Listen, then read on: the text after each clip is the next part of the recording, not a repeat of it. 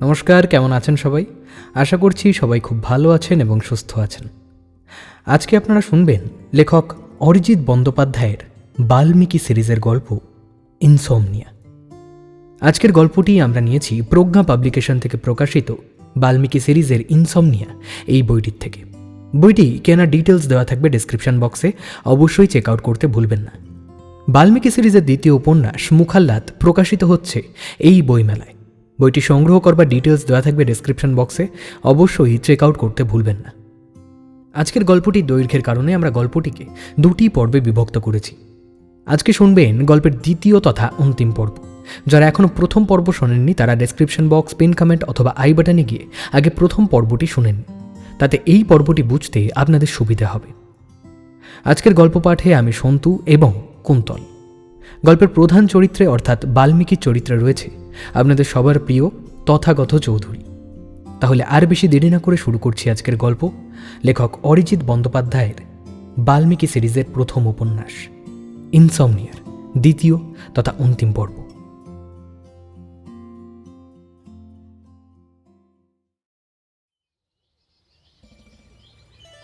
এত বড় বাড়ি আমি কোনোদিনও দেখিনি। দেখিনি বলাটা মনে হয় ভুল হলো। একটা বাড়ি যে এত বড় আর ছড়ানো হতে পারে তা আমার কল্পনাতেও ছিল না।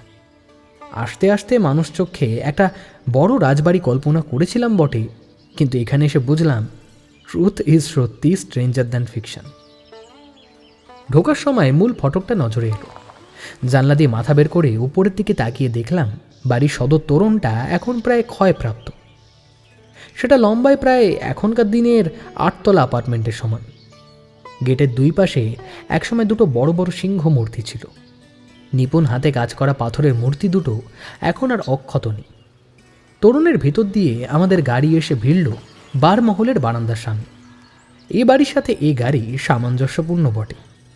মনে হলো কোনো এক অলৌকিক ক্ষমতা বলে আমরা কজন যেন 100 বছর পিছনে চলে গিয়েছি। গাড়ি থেকে নামতেই চোখে পড়ল সামনের দালানে বেশ ভিড়।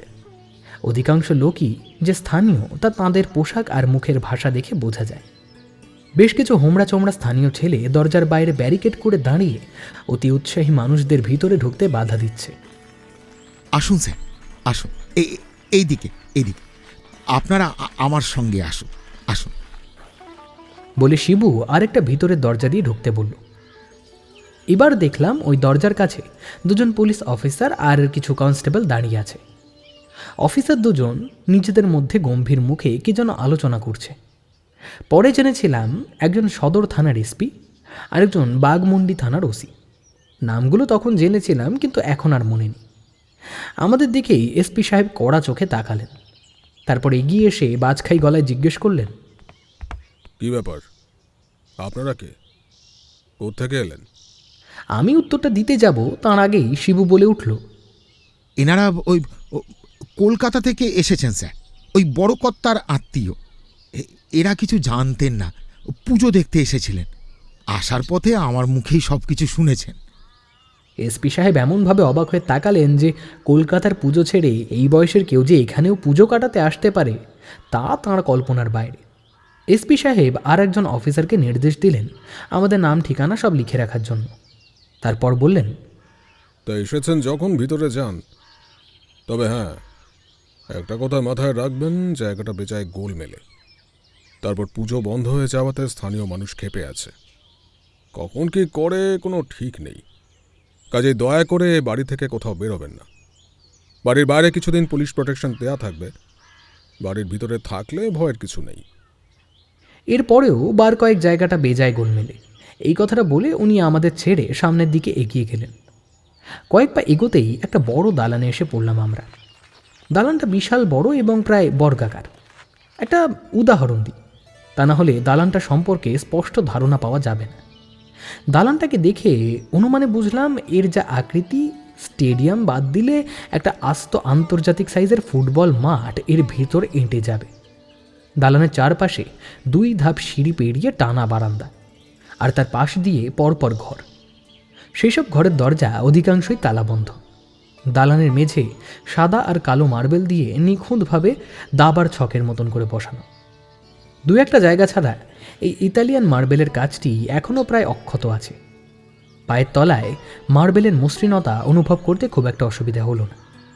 উপর দিকে তাকিয়ে দেখলাম একতলার মতন দোতলাতেও একই রকম টানা বারান্দা, আর গোটা দালান জুড়ে প্রায় 50টা গোল প্রশস্ত সাদা থাম। একতলা থেকে দোতলা ছাড়িয়ে সোজা ছাদ পর্যন্ত উঠে গেছে। প্রতিটা থাম খাঁজ কাটা আর নিপুণ কারুকার্যে শোভিত। বয়সের ভারে সেগুলো ঈষৎ বিবর্ণ হলেও তার ইজ্জত এক ফোঁটাও ম্লান হয়নি। উপরের দিকে তাকালেন, 3 তলার উপরে ছাদ পার করে ঠিক মাঝ বরাবর বর্গাকার আকাশ দেখা যায়। অক্টোবরের বিকেল, তাই দিনের আলো এখনই মুড়ে এসেছে।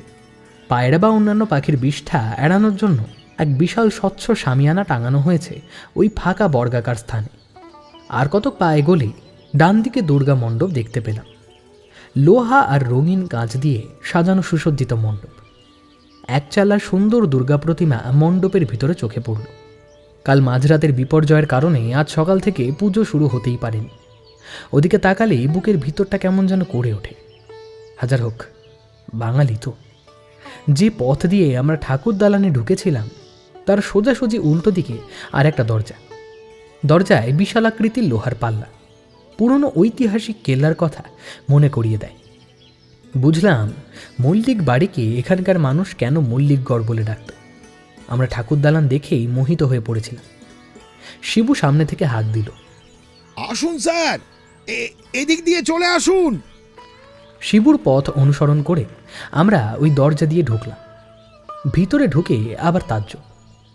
এদিকটাও একই রকম ছড়ানো আর প্রশস্ত। অট্টালিকাটার মাঝের অংশ এটি। মাঝে উঠোন আর সার দিয়ে পরপর ঘর। বিশাল বড় মেহগানি কাঠের সিঁড়ি উঠে গেছে দুদিক দিয়ে। সিঁড়িটা এতটাই চওড়া, একটা 3 জনে শোয়ার বিশাল খাটকে শোয়ানো অবস্থায় উপরে তুলে নেওয়া যেতে পারে। দুদিক দিয়ে সিঁড়ি উঠে উপরের দালানে গিয়ে মিশেছে। উঠোন পেরিয়ে সিঁড়ি দিয়ে উঠতে উঠতে শিবু বলল, এই বাড়ির 3টে মহল স্যার। বাইরে যেটা দেখলেন ওই যেখানে পুজো হয় সেটা হলো বার মহল। ওর বাইরে ওই ঠাকুর, চাকর, মালি, দারোয়ানদের কোয়ার্টার ছিল। আর বাইরে থেকে অতিথিরা এলে ওই বার মহলের ঘর খুলে দেওয়া হতো। আর এই যে মহলটা, এই মহলটা হলো মধ্যমহল। এখানে ওই খাজাঞ্চিখানা, অফিস ঘর, দরবার, নাচঘর, বৈঠকখানা ঘর এইসব ছিল আর কি। এরও পিছনে ছিল বাগান আর পুকুর। আর সেসব পার করেছিল আসল অন্দরমহল, যেখানে ওই বাড়ির মহিলারা থাকতেন আর কি। হ্যাঁ, আর বেটা ছেলেরা অনেক রাত করে সেখানে শুতে যেতেন। কিন্তু ওই অন্দরমহলটা স্যার এখন আর নেই, ভেঙে পড়ে গেছে। আর বাগানটা ওই পরিত্যক্ত জংলা হয়ে পড়ে আছে, বহু বছর হয়ে গেল। আমরা ওই ছোটবেলা থেকে অমনই দেখছি। তাই এই মধ্যমহলটা মেরামত করে বড় কর্তারা এখন এখানেই থাকেন। মানে ওই যখন যখন এখানে আসেন তখন আর কি। আমাদের সবার চক্ষু ততক্ষণে ছানা বড়া। এই 2 মহল হেঁটে আসতেই আমরা হাঁপিয়ে গেছি। এরপর আবার বাগান, পুকুর পার করে অন্দরমহল, সেটা না জানি আবার কত বড় ছিল। আগেই বলেছিলাম একটা বাড়ি যে এত বড় আকৃতি নিয়ে হতে পারে এ আমার কল্পনারও বাইরে ছিল। শিবু বলল, এই মধ্যমহলেরও সব ঘরও এখন আর আগের মতো নেই স্যার। নাচঘর, সাহেবরা এলে তাদের কত আমোদ ভবন, খাজাঞ্চি অফিস এখন সব নষ্ট হয়ে পড়ে আছে। উপরতলার প্রায় 30টা ঘর ওই কোনো রকমের রক্ষণাবেক্ষণ করে এখনো বাসযোগ্য করে রাখা হয়েছে। সিঁড়ি দিয়ে উপরে উঠতে উঠতে খেয়াল করলাম দুপাশে অনেক দামি দামি অ্যান্টিক ছড়িয়ে আছে। আমাদের আনাড়ি চোখে দেখেও জিনিসগুলোর বাজার দর অনুমান করতে পারলাম। সিঁড়ির ধার ঘেঁষে নানা ধরনের প্রাচীন কারুকার্য করা ল্যাম্পশেড, নানা আকৃতির ব্রোঞ্জের মূর্তি, কোনোটা ইউরোপিয়ান যোদ্ধার, কোনোটা আবার সুন্দরী রমণীর। ল্যাম্পশেডগুলো চোখে পড়ার মতো, কোনোটা মার্বেলের, কোনোটা ধাতুর উপরে আলোর গোলক বসানো। অপূর্ব সুন্দর। আমি অবাক হয়ে জিনিসগুলো দেখছিলাম। তাই দেখে শিবু বলল, ওগুলো বহু পুরনো স্যার। এ বাড়ি যিনি তৈরি করেছিলেন, অর্থাৎ ওই বড় কর্তার ঠাকুরদার আমলে, ভীষণ শৌখিন লোক ছিলেন বলে শুনেছি।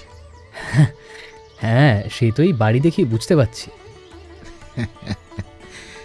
এখন আর কি দেখছেন স্যার, এখন তো সব পড়তি দশা। আজ থেকে ওই 30-40 বছর আগেও হাল এতটা খারাপ ছিল না। এখন শুধু ওই দেখভালের অভাবে সব যেতে বসেছে। এই যে এত সব শৌখিন মূর্তি দেখছেন, এরকম গাদা খানিক ছিল। সারা বাড়িতে ঠাসা ছিল একেবারে। বিলেত থেকে সব সেরা সেরা জিনিস সে সময় ভুবনগড়ে আনিয়েছিলেন উনি। আমরা শুনেছি এ বাড়িতে নানা ধরনের গড়গড়াই ছিল, প্রায় 20-25 রকম। বিভিন্ন ধরনের কারুকার্য করা সুরাপাত্র ছিল অসংখ্য। এছাড়া মরক্কোর মখমলি কার্পেট, বেলজিয়াম থেকে আনানো আয়না, বার্মাটিক সেগুনের সব আসবাব। সেসব দেখলে আপনাদের চোখ একেবারে ছানা বড়া হয়ে যেত স্যার। তুমি সেসব জিনিস দেখেছো নাকি? না না না স্যার, আমি আর কই দেখতে পেলাম। আমার বাবা ছিলেন বড় কর্তার বাবার কর্মচারী। তেনার মুখে ছেলেবেলা থেকে এ বাড়ির অনেক গল্প শুনেছি। এমন শুনেছি যেন আজও চোখের সামনে দেখতে পাই। হ্যাঁ, শুধু গল্প শোনোনি, বলছো বেশ চমৎকার। আমরাও যেন সব দেখতে পাচ্ছি। আজ্ঞে স্যার। তা এসব জিনিস কলকাতা থেকে আসে প্রত্যেকবার পুজোর সময়? আগে হ্যাঁ স্যার, লরি করে আসে। সত্যি ভদ্রলোকের শখ ছিল কিছু। হ্যাঁ, আর সেই সাথে পকেটও। সামর্থ্য না থাকলে শুধু শখ থেকে কিছুই হতো না। আচ্ছা বাল্মীকিদা, সেই সময় বাঙালি জমিদারদের হাতে অনেক টাকা ছিল, তাই না? কথা বলতে বলতে আমরা সিঁড়ি বেয়ে উপরের বারান্দায় চলে এসেছি। পিছন থেকে এক ভারী অচেনা গলায় আমার প্রশ্নের উত্তর পেয়ে চমকে তাকালাম। না হে, সবার ছিল না। হ্যাঁ, কারুর কারুর ছিল। সুযোগ বুঝে যারা ইংরেজদের সাথে সদ্ভাব বজায় রাখত আর প্রয়োজনে তাদের পাও চেটে দিত, তাদেরই ছিল। পিছনে তাকিয়ে দেখলাম যে দীর্ঘদেহী সৌম্যকান্তি ঋজু চেহারার ভদ্রলোক আমাদের দিকে এগিয়ে আসছেন। তিনি নিঃসন্দেহে প্রীতমের মামা দাদু। ওর ছবি আমরা প্রীতমের কাছে দেখেছি। প্রীতম এগিয়ে গিয়ে প্রণাম করে নিজের পরিচয় দিল। পিছন পিছন আমরাও গিয়ে প্রণামটা সেরে ফেললাম। বৃদ্ধ মানুষটা পরম মমতায় আমাদের প্রত্যেককে আলিঙ্গন করে আশীর্বাদ করলেন। তারপর শিবুকে বললেন, যা, ওদের ঘর দেখিয়ে দে, অনেক ধকল হয়েছে আসতে। আর গরম জল দিতে বল, স্নান সেরে নিক, তারপর কথা হবে। এই বলে দক্ষিণারঞ্জন ধীর পায়ে সামনের দিকে চলে গেলেন। বুঝলাম ভদ্রলোকের মনের অবস্থা খুব একটা ভালো নেই। একই ভাইয়ের মৃত্যু, তার উপরে এত বছরের পুজো এই প্রথম বন্ধ হয়ে যাওয়া। ওর মনের উপরে চাপ পড়েছে খুব। আপনাদের কটা ঘর খুলে দেব বলুন, সব ঠিক করাই আছে। দেখো, আমরা সবাই একসাথেই থাকবো। শুধু ওই সাগর আর নদীর জন্য একটা আলাদা ঘর লাগবে। তুমি একটা কাজ করো তো, একটা বড় ঘর আর একটা ছোট ঘর খুলে দাও, তাহলেই ম্যানেজ করে নেবো আমরা। আমরা সবাই সায় দিলাম। সারাদিন আমরা একসাথে থাকাই পছন্দ করি। শুধু নদীর জন্য একটা আলাদা ঘর নেওয়ার দরকার, তাই। না হলে একই ঘরে সবার হয়ে যেত। এক গাদা ঘর খুলিয়ে কী লাভ। শিবু সেই রকম ব্যবস্থা করল। স্নান টান সেরে আমরা বড় ঘরের খাটে গুছিয়ে এসে বসেছি। এর মধ্যে দুজন চাকর এসে 5 কাপ চা আর 1 থালা বাড়িতে বানানো ডাল বড়া দিয়ে গেছে। দুপুরে আসার পরে লাঞ্চ সেরে নিয়েছিলাম। তাও ভুবনগড়ের জল হাওয়ার গুণে বেশ খিদে খিদে পাচ্ছে। সালা বুড়োটা মরে যেতে না এখন নিরামিষ খেয়ে বেঁচে থাকতে হবে। কোনো দিকেই দেখছি শান্তি নেই রে ভাই। তুমি এখানে খেতে এসেছো মারুফ? না, ঠিক তা নয়, তবে ঠিক কী যে করতে এসেছি তাই তো জানি না। এক্স্যাক্টলি, আমি আগেই বলেছিলাম। নদী চায়ের কাপ হাতে নিয়ে বিশাল বড় জানলার গড়ার ধরে দাঁড়িয়ে দূরে পাহাড়ের সূর্যাস্ত দেখছিল। সে বলল, এই বাড়ি, এই পরিবেশ, এখানে না এলে ভীষণ মিস করতাম। থ্যাংক ইউ প্রীতম দা। হ্যাঁ, আরে তোমার প্রীতমদা তো আসতেই চাইছিল না, ওকে টেনে আনা হয়েছে। ওকে থ্যাঙ্কস দেওয়ার কোনো মানেই হয় না। থ্যাঙ্কস দিলে ওই যে তোমার ওই যে বসে আছে তোমার বাল্মীকিদাকে দাও। বাল্মীকিদা না বললে শেষমেশ তো এখানে আসাই হতো না। না না, ধন্যবাদ প্রীতমেরই প্রাপ্য। আরে বাপু, ও না বললে তো ভুবনগড়ের কথা জানতেই পারতাম না। এই বলেই বাল্মীকিদা ওর সাইড ব্যাগ থেকে ল্যাপটপ বার করে কোলের উপর রেখে খুটখুট করে কী সব যেন টাইপ করতে থাকলো। আমি বিরক্ত হয়ে বললাম, এই এখানে এসেও তোমার কাজ, ধুর। আরে চলো না, অন্ধকার হওয়ার আগে বাড়িটা একবার ঘুরে দেখে আসি। বাল্মীকিদা হাত ঘড়ির দিকে এক ঝলক তাকিয়ে নিয়ে বলল, এখন 5টা বাজে। এই বাড়ি পুরোটা দেখার আগেই অন্ধকার হয়ে যাবে। আজকের দিনটা যেতে দাও, কাল সকালে ভালো করে বাড়িটা দেখা যাবে। আর ওই শিবু সোরেনকে পারলে সাথে নিয়ে যেতে হবে, বুঝলে প্রীতম? ও অনেক দিনকার লোক, অনেক কিছু জানে। আর তাছাড়া এখনও এ বাড়ি থেকে পুলিশ যায়নি। বেশি এদিক সেদিক ঘুরঘুর করলে ঝামেলায় পড়ে যেতে পারো। পুলিশে ছুঁলে, জানো তো। বুঝলাম বাল্মীকিদা এখন ঘর ছেড়ে নড়বে না। ও মনে হয় ওর অ্যাসাইনমেন্টের বোঝা কাঁধে নিয়েই কলকাতা ছেড়েছে। এখানে এসেও কাজ নিয়ে ডুবে থাকবে।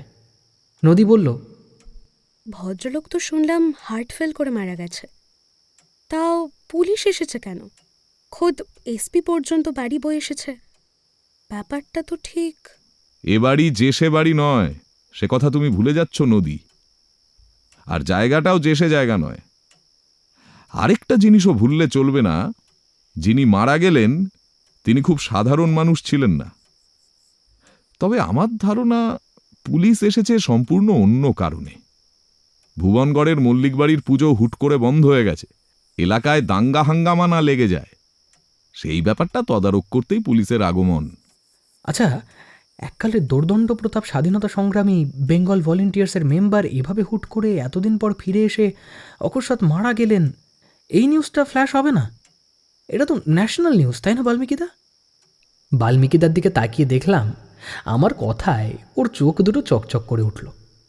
কিছু একটা বলবে বলে ও ঠোঁট দুটো সবে ফাঁক করেছিল, তার আগেই দরজার বাইরে থেকে দক্ষিণারঞ্জনের গলার স্বরে আবারও আমরা চমকে উঠলাম। কি হে প্রীতম দাদু ভাই, তোমার বন্ধুদের মধ্যে কেউ সাংবাদিক আছে নাকি হে? আমরা উঠে দাঁড়িয়ে বৃদ্ধ মানুষটাকে ঘরে আসতে বললাম। উনি জানলার পাশে রাখা কাঠের ইজি চেয়ারটার উপর বসলেন। এতক্ষণে বুঝে গেছি অন্যের কথার মাঝে কথা বলে আত্মপ্রকাশ করার একটা স্বভাব আছে ওনার, এটা উনি পছন্দ করেন। চেয়ারে বসে উনি আবার বললেন, কই হে, বললে না তো সাংবাদিক কেউ আছে নাকি? আমরা কেউ কিছু বলে ওঠার আগেই বাল্মীকিদা বলল, যদি থেকেও থাকে, আপনি যদি চান এই খবর বাইরে প্রকাশ না পাক, তাহলে পাবে না, সেটুকু দায়িত্বজ্ঞান আমাদের আছে। আমি আর কতদিনই বা বাঁচব? এত বছর চেষ্টা করেছি এবারের কোনো গুচ্ছ কথা 5 কান না করতে। যে কদিন বেঁচে থাকব সে কদিন অন্তত প্রতাপের খবরটা গোপন রাখারই চেষ্টা করব। সে তো বহুকাল আগে হারিয়েই গিয়েছিল। বাইরে খসখস করে পায়ের আওয়াজ পাওয়া গেল। একজন না, একাধিক। একজন চাকর শ্রেণীর অল্প বয়সী ছোকরা দরজার বাইরে এসে দাঁড়ালো। বাবু, দারোগাবাবুরা চলে যাচ্ছেন। যাওয়ার আগে না একবার আপনার সাথে দেখা করতে এসেছেন। আপনি কি যাবেন? একদিনেই দক্ষিণারঞ্জনের শরীরের উপর দিয়ে বেজায় ধকল গেছে। অনেক কষ্টে তিনি চেয়ার থেকে উঠে দাঁড়িয়ে দরজার বাইরে বেরোলেন। বাইরে বারান্দার কোণে আলো আধারিতে বেশ কিছু লোক জটলা করে দাঁড়িয়ে আছে। জানলা দিয়ে দূর থেকে তাঁদের মুখ না বোঝা গেলেও দুজন পুলিশ অফিসারকে তো চিনতেই পারলাম। শিবুকেও দেখতে পেলাম। আরেকজন মাঝবয়সী রোগা ভদ্রলোকও দাঁড়িয়ে আছেন, তাকে চিনলাম না। মিস্টার মল্লিক, আমাদের এদিকের কাজ মোটামুটি সব শেষ। মিস্টার মাহাতো তার লোকজন নিয়ে বডি সৎকার করে চলে এসেছেন। এখনো পর্যন্ত কোনো ঝামেলা হয়নি। কি মিস্টার মাহাতো, সব ঠিক ছিল তো? এইবার বুঝলাম ওই রোগা ভদ্রলোকের নাম মাহাতো। তিনি তার কপালের উপর ছড়িয়ে থাকা কোকড়ানো অবিন্যস্ত চুলগুলোকে সরিয়ে নিয়ে গম্ভীর মুখে বললেন, না, কোনো লাফড়া হয়নি। আমার ছেলেরা অকারণে লাফড়া করে না স্যার। ওরা শুধু নিজেদের যৎসামান্য দাবিটুকু মিটে গেলেই শান্তিতে থাকে। মরা পুড়িয়ে চাই ভাসিয়ে চলে এসেছে পুরো দলটাই। শিবু, মাহাতোর ছেলেদের খাওয়ানোর ব্যবস্থা করো।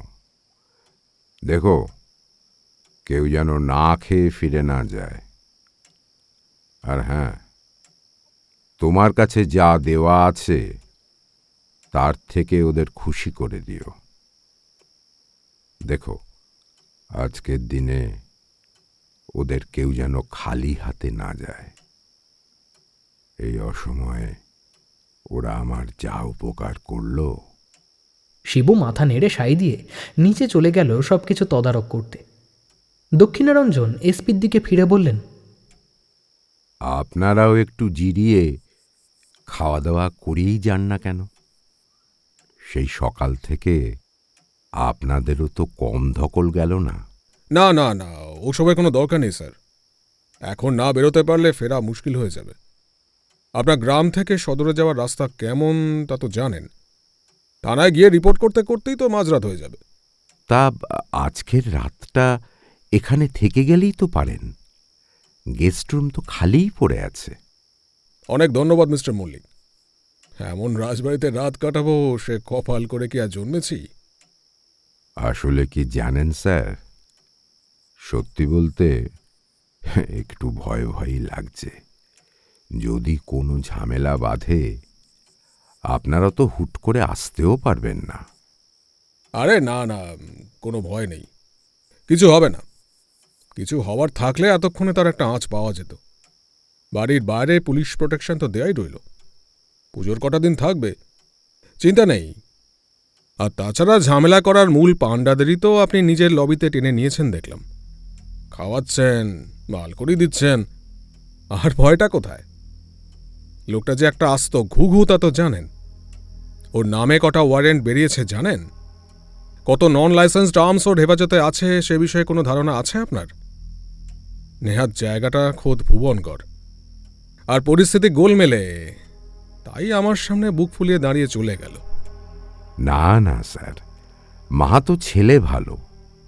ও গরিব মানুষের অধিকারের দাবি নিয়ে লড়ছে। ও আমার কোনো ক্ষতি করবে না। যতক্ষণ নিজের স্বার্থে আঘাত না লাগছে ততক্ষণ করবে না, আমিও জানি। ব্যাস, তাহলে আপনার চিন্তা কি? এর চেয়ে বড় প্রোটেকশন এখানে আর আপনি পাবেন নাকি? আরে পুলিশ তো এখানে কেঁচো মশাই, কেঁচো। বিদায় নিলেন দুই পুলিশ অফিসার। আমরা জানলা দিয়ে আড়ি পেতে সব কিছু শুনলাম, আর মনে মনে ঢোঁক গিললাম। ঝোঁকের মাথায় না জেনে না বুঝে কোথায় এসে পড়লাম রে বাবা। তখন প্রীতমের কথা শুনে ফিরে যাওয়াই মনে হয় বুদ্ধিমানের কাজ ছিল। রাতের খাওয়াটা এখানে বেশ তাড়াতাড়ি সারতে হলো। এখানে রাতে বিশেষ কিছু করার থাকে না বলে ডিনারটা আগে ভাগে সেরে ফেলাই এদের অভ্যাস। তাছাড়া আমরা কজন খাওয়ার পর চাকর আর বাড়ির অন্যান্য অতিথি মিলে আরও প্রায় 40 জনের পাত পড়বে বলে শুনলাম। অসহজ বাড়িতে নিরামিষ খাওয়া দাওয়া হয় বলেই জানতাম, কিন্তু রাতের পাতে যখন গলদা চিংড়ির মালাইকারি আর দেশি মুরগির ঝোল দেখলাম তখন বেশ অবাক হয়েছিলাম।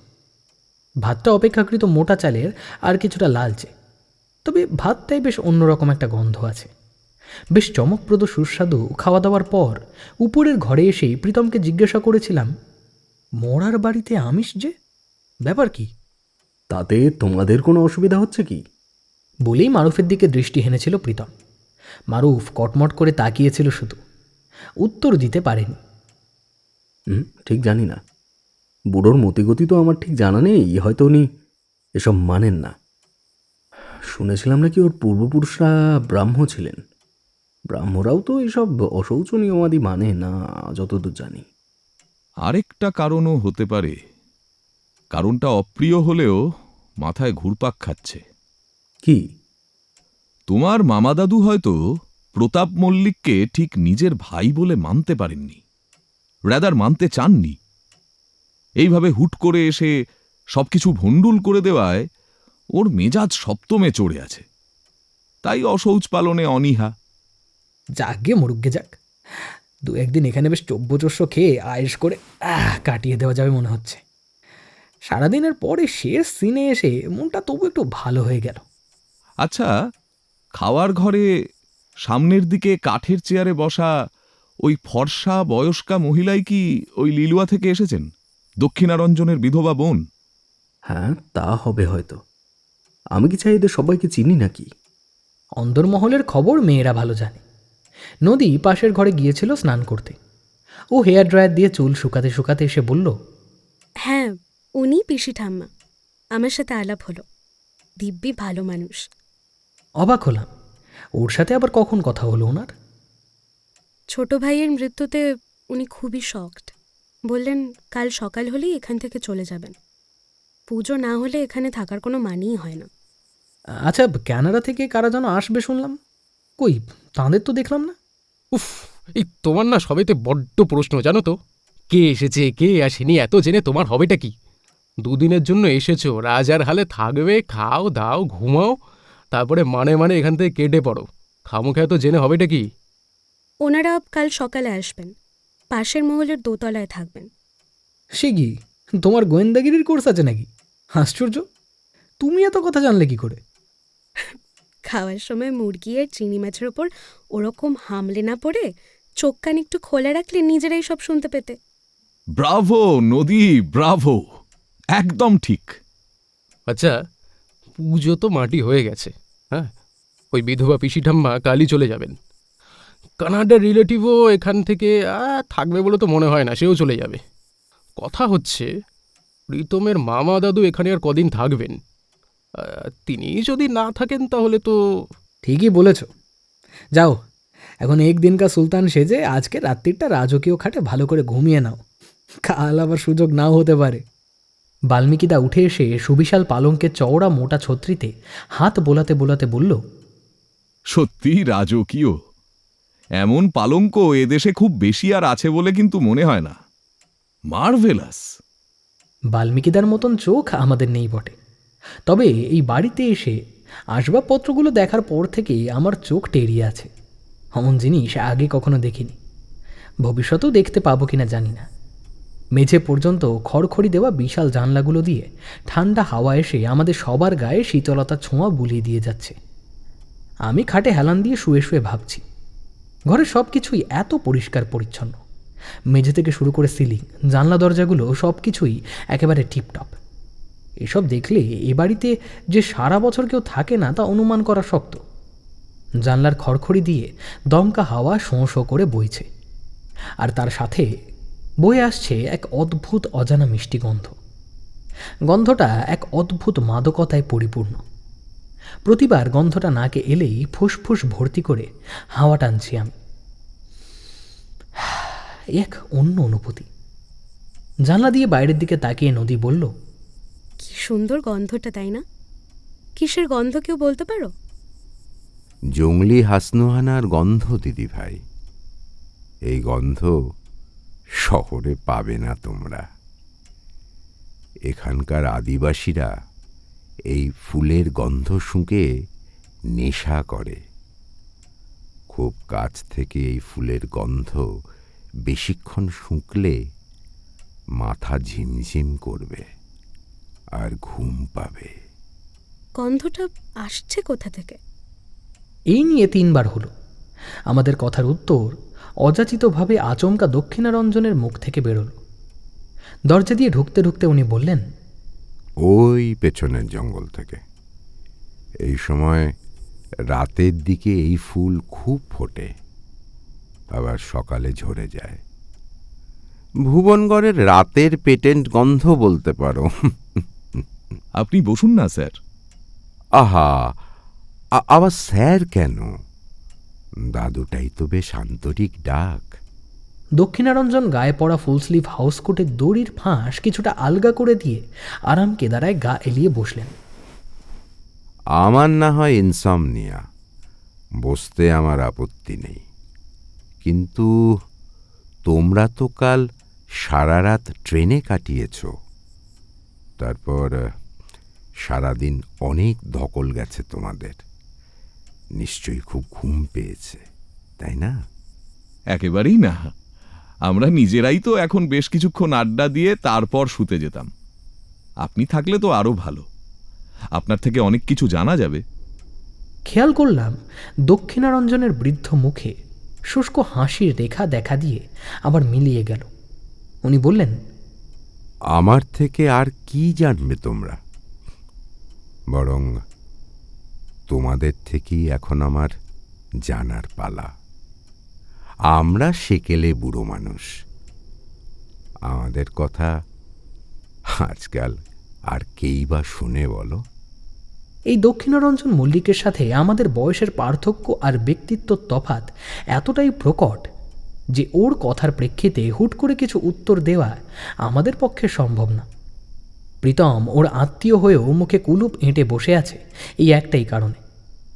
একমাত্র দেখলাম বাল্মীকিদা পরপর গুছিয়ে প্রশ্ন করে যেতে লাগলো ভদ্রলোককে। আচ্ছা, আপনাদের পূর্বপুরুষের এই অগাধ সম্পত্তির উৎস কি ছিল?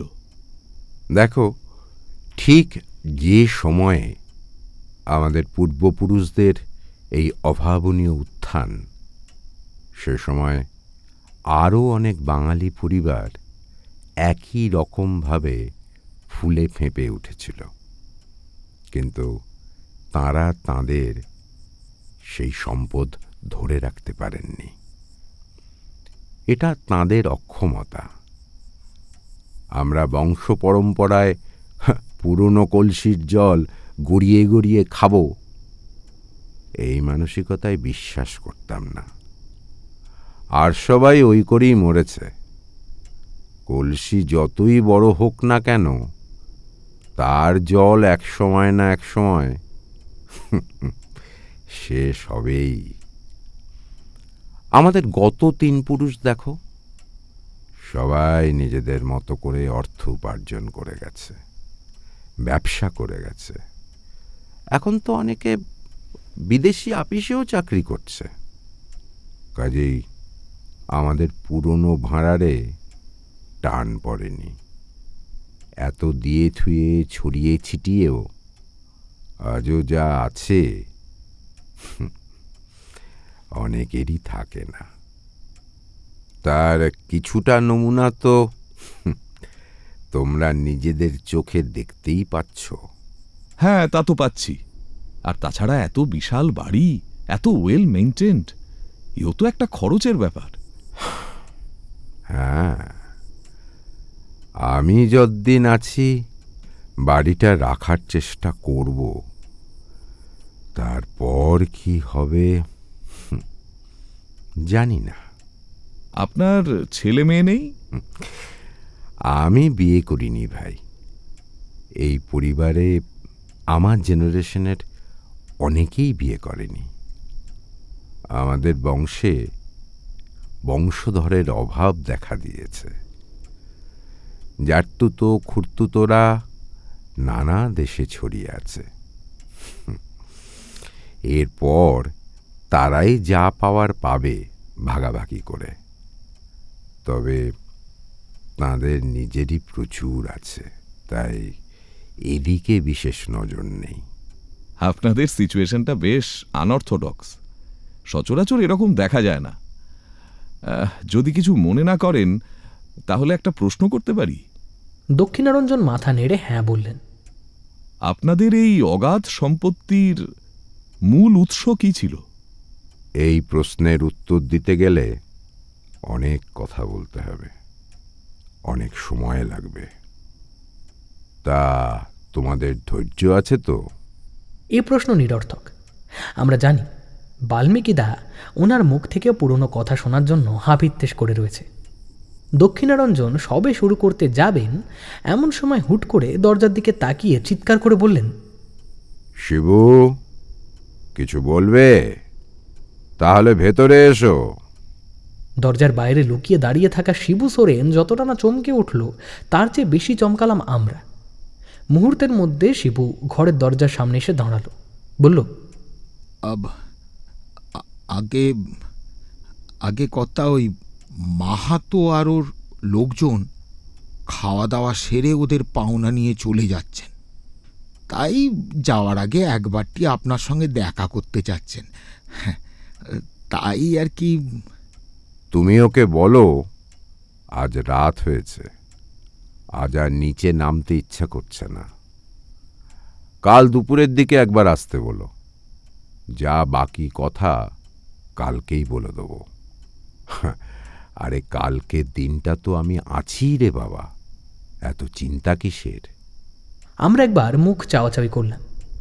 পুজোর কটা দিনও তাহলে এখানে থাকবেন না ভদ্রলোক? কলকাতা ফিরবেন?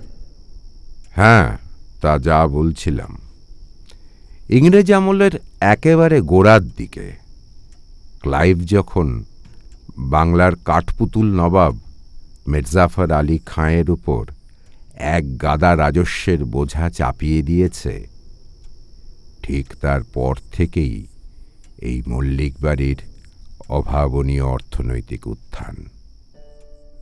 একটু হিসেব কষলেই এই উত্থানের কারণ স্পষ্ট হবে। শুধু আমরাই নই, ওই সময় আমাদের মতো আরও অনেক জমিদারি এস্টেট হুট করে ফুলে ফেঁপে উঠেছিল। আমরাই কিন্তু কলকাতার সর্বাপেক্ষা প্রাচীন মল্লিক, এটা জানো তো? বাকি মল্লিকেরা প্রায় সবাই আমাদের শাখা প্রশাখা। সেই বর্ধিত রাজস্বের বোঝা কাঁধে নিয়ে মির্জাফর দিন কয়েক পরেই বুঝলেন, বিশ্বাসঘাতকতা করে ইংরেজদের ঘরে ঢুকিয়ে নিজেদের সর্বনাশী করেছেন তিনি। যে গদির লোভে এ কাজ তিনি করেছেন, সেই গদি লাভ করেও তার ক্ষমতা তখন নামমাত্র। লালমুখ ক্লাইভের ফরমাস না মানলেই গদি টলমল। অগত্যা ওই বিপুল অর্থের চাহিদা মেটাতে মির্জাফর চাপ দিলেন বাংলার বিভিন্ন জমিদার আর রাজাদের উপর। তাঁরা আবার এই গুরুদায়িত্ব ভাগ করে দিলেন বিভিন্ন ছোট জমিদার, জোদ্দার আর সামন্ত রাজাদের উপর। ব্যাস, সবাই মিলে ঝাঁপিয়ে পড়লেন অসহায় চাষি আর গরিব মানুষগুলোর ওপর। ওই অনেকটা ফুড চেইনের মতো আর কি। 1793 চিরস্থায়ী বন্দোবস্তের আগে পর্যন্ত, অর্থাৎ প্রায় 30-40 বছর, এই ভয়ঙ্কর অরাজকতা আর অকথ্য অত্যাচার চলেছিল বাংলার বুকে। খাজনার বোঝা বাড়তে বাড়তে সাধারণ মানুষের উপর এমন এমন চাপ সৃষ্টি হয়েছিল যে তারা না খেতে পেয়ে মরেছিল। আত্মহত্যা করেছিল হাজার হাজার, লাখো লাখো গরিব মানুষ। লুটতরাজ রাজস্ব আদায়কারীরা বাড়ি ঢুকে বাচ্চা থেকে বুড়ো সবাইকে অকথ্য অত্যাচার করত। বাড়ির মহিলাদের পর্যন্ত রেহাই দেওয়া হতো না। এক একটা গ্রাম মরক লাগার মতো উজাড় হয়ে গিয়েছিল সেই সময়। এই যে লাখ লাখ মানুষের সব সম্বল, ধানি জমি, অর্থ, সোনা দানা সব কিছু লুট হতে লাগলো, সেগুলো সব গেল কোথায়? তার কিছুটা অংশ গেল নবাবের খাজাঞ্চিখানায়, আর একটা বড় অংশ গোপনে এসে ভিড়তে লাগলো এই সব জমিদার আর সামন্তদের ভাঁড়ারে। এক্স্যাক্টলি। এর থেকেই অনেক জমিদার রাতারাতি ফুলে ফেঁপে উঠল। জানি, বঙ্কিম ওর দেবী চৌধুরানীতে লিখেছেন এই অত্যাচারের কথা। সন্ন্যাসী বিদ্রোহ তো এরই ফলশ্রুতি, তাই না? হ্যাঁ, সন্ন্যাসী বিদ্রোহ, ফকির বিদ্রোহ। বঙ্কিমের ভবানী পাঠক কল্পনা হলেও তখন বাংলা আর বাংলার বাইরে গ্রাম আর মফস্বল এলাকাগুলোতে ভয়ঙ্কর ডাকাত দলের সংখ্যা ক্রমে বাড়তে শুরু করল। সে এক ভয়ঙ্কর পরিস্থিতি। সেসব অবশ্য অন্য কথা। ভুবনগড়ের মল্লিক বাড়ির সঙ্গে তার কোনো সম্পর্ক নেই। এই অগাধ সম্পত্তি এত বছর আপনারা বহাল রাখলেন, সেটাই তো আশ্চর্যের। তোমরা এখন যা দেখছ সে তো সেই তুলনায় নস্যি। এই বাড়ি বানাতেই তখনকার দিনে যে কত লাখ টাকা খরচ হয়েছিল তারই অত্যা নেই। এছাড়াও কলকাতায় আরও 3টে বাড়ি, বরানগরের বাগানবাড়ি, বেশ কিছু থিয়েটার হল, বারাঙ্গনা ভবন, আরও কত কি। আসলে কি জানো, আমার পূর্বপুরুষেরা বিচক্ষণ মানুষ ছিলেন। ওনারা প্রথমেই বুঝে ফেলেছিলেন ইংরেজরা এত সহজে এদেশ ছেড়ে যাবে না। কাজেই সার্বভৌম অর্থনৈতিক আর সামাজিক ক্ষমতা বলে এখানে টিকে থাকতে হলে রানী রাজত্বের তোষামোদ করা ছাড়া উপায় নেই। তারা বংশ পরম্পরায় সেই কাজটি ভালোই করতে পারতেন বলে শুনেছি।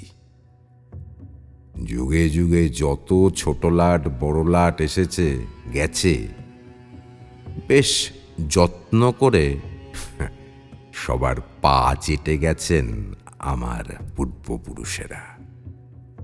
এমনকি উচ্চপদস্থ ইংরেজ কর্মচারীদেরও চিরকাল তোষামত করে এসেছে। কাজেই তাঁদের উপঢৌকনের পেছনে যেমন এরা দুহাতে টাকা ঢেলেওছেন, অন্যদিকে তেমনি সেই টাকা উসুল করে নিয়েছেন। কেউ কিচ্ছু বলতে পারেনি। আজ আমার আর একটা কথা বলতে বাধা নেই। আজ যে ভুবনগড়ের এত দুর্দশা, আজও এখানকার প্রান্তিক মানুষ না খেতে পেয়ে মরছে। এখানকার বাচ্চারা আজন্ম অসুস্থ, রুগ্ন। তাদের শিশু শরীরে প্রোটিনের অভাব। এই সব কিছুর মূলে ছিল আমার পরিবার। খেয়াল করলাম দক্ষিণারঞ্জন এক নিঃশ্বাসে কথাগুলো বলে যাচ্ছেন, অন্য কোনো দিকে ভ্রুক্ষেপ নেই তার। যেন কত বছর এই কথাগুলো জমেছিল ওনার বুকে, কাউকে বলতে পারছিলেন না। বাল্মীকিদা সেই ছাই চাপা আগুনটাকেই উস্কে দিয়েছে। দেখলাম ওর চোখ চিকচিক করছে। সিলিং থেকে ঝোলানো দামি ঝাড়বাতির প্রতিটা আলো প্রতিফলিত হচ্ছে ওর চোখের তারায়। বুক ভরে শ্বাস নিয়ে তারপর আবার বলতে শুরু করলেন দক্ষিণারঞ্জন। ভুবনগড় প্রথমে এতটাও পিছিয়ে পড়া জায়গা ছিল না, জানো। হ্যাঁ, এখানকার জমি উর্বর নয়, আমাদের গ্রামের মাটি বাঁজা, কিন্তু তাহলেও জীবিকা নির্বাহের জন্য আরও নানা রকম উপায় খোলা ছিল। খেয়ে পড়ে বাঁচা যাবে না এমন অবস্থা কিন্তু ছিল না। কিন্তু এই মল্লিক বাড়ি গোটা গ্রামকে চিরকালের জন্য পঙ্গু, অকর্মণ্য করে রেখেছিল। ধর্মের নামে ভয়, অশিক্ষা, কুসংস্কার ভরিয়ে দিয়েছিল গোটা গ্রামে। এককালে এখানকার সাধারণ অশিক্ষিত মানুষ আমাদের বাড়ির পূর্বপুরুষদের ঈশ্বরের চোখে দেখত। তাঁরাই যেন ওদের ভাগ্য বিধাতা। তাঁরা দয়া করে খেতে পড়তে দিলে ওরা বাঁচবে, না হলে মরে যাবে। এই অবস্থা কতকটা ইচ্ছে করেই ওরা বদলাতে দেয়নি। আর এসব কিছুতে ইংরেজদের মদত ছিল, এ কথা তো আগেই বলেছি। এখানকার মানুষদের ওরা মানুষ না, পশু বলে ভাবত। আজ এত বছর কেটে গেছে। এখন পরিস্থিতি কিছুটা বদলালেও জিনবাহিত দুরারোগ্য রোগের মতো অশিক্ষা, দারিদ্র্য আর অকর্মণ্যতা এই গ্রামের সাধারণ প্রান্তিক মানুষগুলোর মজ্জায় মিশে গেছে। এর থেকে নিস্তার নেই। কিছু মানুষ এদের কথা বলার জন্য আজ জীবন পণ করে হাতে অস্ত্র তুলে নিয়েছে। তোমরা জানো বোধহয় সাম্প্রতিক সন্ত্রাসবাদের গোপন ডেরাই ভুবনগড়। কিন্তু এতেও লাভ হবে না, আমি জানি। ওতে কাজের কাজ কিছু হবে না, রক্তপাতই হবে শুধু। এই পরিস্থিতি এত সহজে বদলানো নয়। একটানা এতগুলো কথা বলে দক্ষিণারঞ্জন হাঁপিয়ে গেছেন। খেয়াল করলাম ওর বুক আগের থেকে অনেক বেশি ওঠানামা করছে। রাত বাড়ছে, আর তার সাথে বাড়ছে নিস্তব্ধতা, ঝিঝির শব্দ আর অজানা নিশাচরের ডাক। বুনো হাসনুহানার গন্ধটাও যেন ক্রমশ প্রকট হয়ে উঠছে। বাইরের হাওয়া এখন বেশ ঠান্ডা। শিরশিরে ঠান্ডা হাওয়ায় অকারণেই কেমন যেন রোমাঞ্চিত হয়ে উঠছে সারা শরীর। মনে হচ্ছে একটা পাতলা চাদর গায়ে দিতে পারলে ভালো হয়। যদিও এখানে আতিথেয়তার কোনো খামতি নেই। দুটো ঘরেই প্রত্যেকের জন্য ধপধপে সাদা কাঁচা চাদর, বিছানার কভার, বালিশ, কোলবালিশ সব রাখা আছে, শুধু শোয়ার অপেক্ষা। আমার আর এই কচকচানি ভালো লাগছে না, কিন্তু মুখে কিছু বলতেও পারছি না। তারা দিলে ওরা সবাই মিলে লেকপুল করে আমার আর নদীর 12টা বাজিয়ে ছেড়ে দেবে। তাড়াতাড়ি শুতে যাওয়ার অন্য মানে বের করতে এক মুহূর্তও দেরি করবে না ওরা। আমার বন্ধুদের আমি ভালোই চিনি, কিন্তু বাল্মীকিদাকে দেখে মনে হচ্ছে ওর ঘুমের কোনো তাড়া নেই, একেবারে অফুরান এনার্জি। ও আক্ষেপে সুরে বলল, হ্যাঁ, খুব ইচ্ছে ছিল আপনার ভাইয়ের সাথে একবারটি দেখা করে ওর আশীর্বাদ নিয়ে ফিরব। এ জীবনে তো দেশের জন্য কিছুই করা হবে না, অন্তত ওনার মতো দেবতুল্য মানুষের পা দুটো ছোঁয়ার একটা সুযোগ পাব। কিন্তু সে আশা তো। দেখলাম দক্ষিণারঞ্জনের চোখে জল। বৃদ্ধ মানুষটা কাঁদছেন। একটু অবাকই হলাম, কারণ এর আগে পর্যন্ত ওঁকে দেখে ভাইয়ের অকস্মাৎ মৃত্যুতে খুব একটা শোকতপ্ত বলে মনে হয়নি আমার। ছোট ওভারকোটের হাতা দিয়ে চোখ দুটোকে ভালো করে রগড়ে নিয়ে দক্ষিণারঞ্জন বললেন, যেমন হুট করে এলো তেমন হুট করে চলে গেল। চলেই যদি যাবি তাহলে মরতে এখানে এলি কেন? তোমরা বলো তো, এই বুড়ো বয়সে এত ধাক্কা সহ্য হয়? এই প্রশ্নের কোনো উত্তর হয় না। আমরা চুপ করে রইলাম। বাল্মীকিদা বলল, আচ্ছা, উনি কদিন হলো এ বাড়িতে এসেছিলেন? আজ নিয়ে 5 দিন। ও, কোন ঘরে ছিলেন? মহলের ওই দিকের একটা ঘরে। অত দূরে কেন? এক সময় ওই ঘরটা ওঁরই ছিল। নিজের মতো নির্জনে একলা থাকতেই পছন্দ করত। হ্যাঁ, একবার ওই ঘরে যাওয়া যায়? বাল্মীকিদার এই প্রশ্নে দক্ষিণারঞ্জনের মতন আমরাও অবাক হয়ে একে অপরের মুখ চাওয়াচাওয়ি করলাম।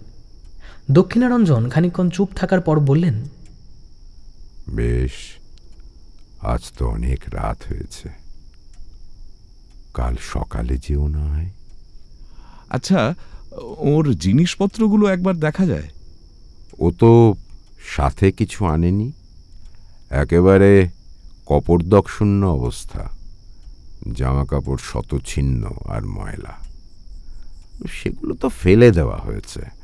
ও হ্যাঁ, সাথে একটা বহু পুরনো ক্র্যাচ ছিল, সেটা ওর সাথে চিতায় দেওয়া হয়ে গেছে। কিছুই নেই? দক্ষিণারঞ্জন মাথা নেড়ে না বললেন। আচ্ছা, উনি নিজে হাতে 3 জন ইংরেজ মেরেছিলেন, তাই না? আমি এমনিতেই আজ বড় বিপর্যস্ত ভাই। যতই হোক প্রতাপ আমার মায়ের পেটের ছোট ভাই। আজ আর এই নিয়ে বেশি ভাবতে পারছি না। বুকের ভেতরটা কেমন তোলপাড় হচ্ছে। এত বছরের এত স্মৃতি। আমার মনে হলো সত্যি ওনাকে এই মুহূর্তে এইসব প্রশ্ন করা উচিত না। এই অবস্থায় এত কিছুর পরেও এত রাত পর্যন্ত উনি আমাদের সময় দিচ্ছেন, আমাদের সাথে গল্প করছেন, এটাই তো অনেক। আর কি চাই? আমি তো প্রীতমের মুখে শুনে এসেছিলাম বুড়ো খুব রাশ ভারী লোক, বেশি কথা নাকি বলেন না, কিন্তু এখন দেখছি এতটাও গোমরা উনি নন। অবশ্য আমরা জানি বাল্মীকিদার মধ্যে একটা অদ্ভুত ক্ষমতা আছে। এমনিতেও বেশি কথা বলে না, এক জায়গায় বসে ঘন্টার পর ঘন্টা একটা কথা না বলেও নিজের কাজে ডুবে থাকতেও দেখেছি ওকে। কিন্তু প্রয়োজন পড়লে ও মনে হয় বুকে বুকে জড় পদার্থের থেকেও কথা বার করে নিতে পারে। কিছুক্ষণ চুপ করে থেকে দক্ষিণারঞ্জন নিজেই বলতে শুরু করলেন। প্রতাপ বরাবরই একটু ডাকাবুকো ছিল, গায়ের জোরও ছিল আমাদের থেকে অনেক বেশি। আমরা ছেলেবেলায় যখন মাসখানেকের জন্য এ বাড়িতে পিকনিক করতে আসতাম, তখন দেখতাম ও মাঝে মাঝেই বাড়ি ছেড়ে আদিবাসী গ্রামে গিয়ে পড়ে থাকত। ওদের সঙ্গে মিশত, ওদের সঙ্গে খেত, ঘুমাতো। বিষয়টা তখনই বেশ আশ্চর্যের ছিল। বুঝতেই পারছো আশা করি। মল্লিক বাড়ির ছেলে সাঁওতাল বস্তিতে রাত কাটাবে, এ কথা সে যুগে কেউ কল্পনাও করতে পারত না। এর জন্য ওকে নিয়ে বাড়িতে ঝুট ঝামেলা লেগেই থাকত, বকাবকিও চলত খুব। ও কি ভাবত না ভাবত, ওর মতিগতি আমরা ঠিকমতো বুঝে উঠতে পারতাম না। আমার থেকে বয়সে ছোট হলেও খুব বেশি ওর সাথে কথা বলার সাহস না পেতাম না আমি, অস্বস্তি হতো। তারপর বাবা ওর মতিগতি দেখে ঠিক করলেন ওকে আর এ বাড়িতে আসতে দেবেন না। এখানে না এলে ওর পাগলামো কমবে। কিন্তু পাগলামো আর দুর্দম সাহস যার প্রতি ধমনীতে বইছে, কোনো জায়গাতেই তাকে আটকে রাখা যায় না। প্রতাপ আমাদের সেই শিক্ষা দিয়ে গিয়েছিল। প্রথম প্রথম দেখতাম ফুটবল মাঠে খেলা ভাঙার পর দু একবার জনতার সাথে মিশে ইট আর ট্রাম লাইনের পাথর ছুঁড়ে গোড়া পুলিশের মাথা ফাটিয়ে ফিরত। ব্যাপারটা তখনও গুরুতর দিকে যায়নি। সবাই ভেবেছিল উঠতি বয়সের ছেলে খেলার উত্তেজনায় কাজ করেছে। কিন্তু পরে জানা গেল উত্তেজনার কারণ ছিল ভিন্ন। ইংরেজ বিদ্বেষ আর স্বদেশী চেতনা ততদিনে তার রক্তে মিশে গেছে। এরপর মাঝে মাঝেই দেখা গেল প্রতাপ রাতে আর বাড়ি ফিরছে না। সবাই চিন্তা করতে লাগলো, নানা জায়গায় খোঁজ খবর করল, কিন্তু সে মাঝে মাঝে কোথায় যায়, কি করে, তার হদিশ পাওয়া গেল না। আমাদের পরিবারের সাথে উচ্চপদস্থ ইংরেজ অফিসারদের সদ্ভাব ছিল, একথা আমি আগেই বলেছি। আমাদের বাড়িতে তাদের আসা যাওয়া ছিল। একদিন পুলিশের বেশ কিছু উঁচু কর্তা বাড়িতে এসে আমার বাবাকে বলে গেলেন প্রতাপকে সামলে রাখতে, না হলে বিপদ বাড়বে। সে অনুশীলন সমিতিতে যাতায়াত শুরু করেছে। সশস্ত্র বিপ্লবের নেশায় বেঙ্গল ভলান্টিয়ার্সে যোগ দিয়েছে। ইংরেজ পুলিশের গোয়েন্দা বিভাগ খবর এনেছে প্রতাপ নাকি গোপনে পিস্তল চালানো, বোমা বাঁধা শিখছে। সেই রাতে আমার বাবা জ্যাঠাদের মুখের অবস্থা আমি এখনো ভুলতে পারিনি। ওরা যাওয়ার আগে বলে গেল, এখনো বাড়ির ছেলেকে সামলান, না হলে বিপদ বাড়বে। ওরও বিপদ, মল্লিক বাড়িরও বিপদ। বাবা ঠিক করলেন ছেলে যখন গোল্লায় গেছে, ওকে আর বাড়িতে ঠাঁই দেবেন না। ও জাহান্নামে যাক, যা খুশি তাই করুক। মা ঠাকুমারা কেঁদে ভাসালেন একটা ফুলের মতো 17 বছর বয়সের ছেলে, যার গোঁফের রেখা ঠিক মতো ওঠেনি, তাকে এক কথায় বাড়ি ছাড়া করানো কি সহজ কথা? বাপ মায়ের মন বলেও তো একটা জিনিস আছে, কিন্তু পরিস্থিতিটাই এমন, ও ছাড়া আর উপায় ছিল না। তারপর ওকে বাড়ি থেকে বের করে দেওয়া হলো। বের আর করবে কাকে?